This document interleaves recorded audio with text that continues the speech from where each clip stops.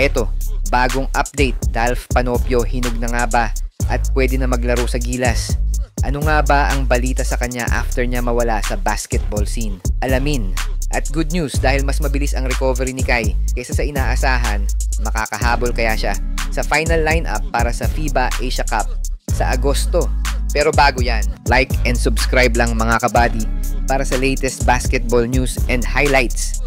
Matapos nga ang mabilis na stint ni Dalf Panopio sa Batang Gilas dati, ay heto na ang Filipino-Italian guard at gumagawa na rin siya ng sariling pangalan sa Indian National Basketball League o INBL.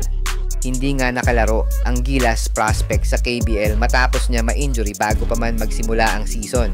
Pero heto, at nagbabalik nga ang 6'1" guard para maglaro sa kakaumpisa lang na liga ngayong sa India na INBL.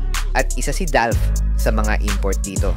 Hindi nga lang nire-represent ni Dalf ang Pilipinas sa India dahil nirecruit siya ng kanyang team as Italian import, pero proud pa rin naman daw si Dalf na i-represent ang Pilipinas kung sakaling maglaro ito sa ating national team. Sa ngayon ay nakafocus si Dalf sa kanyang ball club sa India na Mumbai Titans at inaasahan nga na isa ang kanyang team sa mga contender para sa championship sa kauna-unahang ENBL title sa India. Pwede nga ba si Dalf sa Gilas team? Ano sa tingin nyo?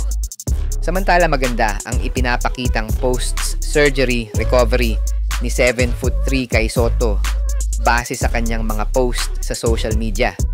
Kahapon nga ay nag-update ito patungkol sa kanyang lower body workout at makikita na parang wala man lang bakas ng injury sa pangangatawan ni Kai.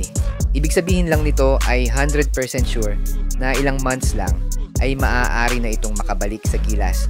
At kung everything works well ay makasama pa ito sa final lineup sa FIBA Asia Cup sa August.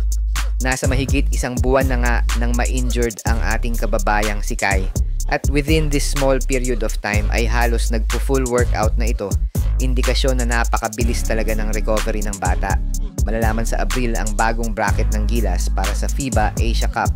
At dito natin makikita kung magpapalit nga ba ng lineup si Coach Tim Cone at sino-sino nga ba ang mga players na mag-i-stay sa Gilas at kung makakasama si Kai sa Final 12 para sa Agosto.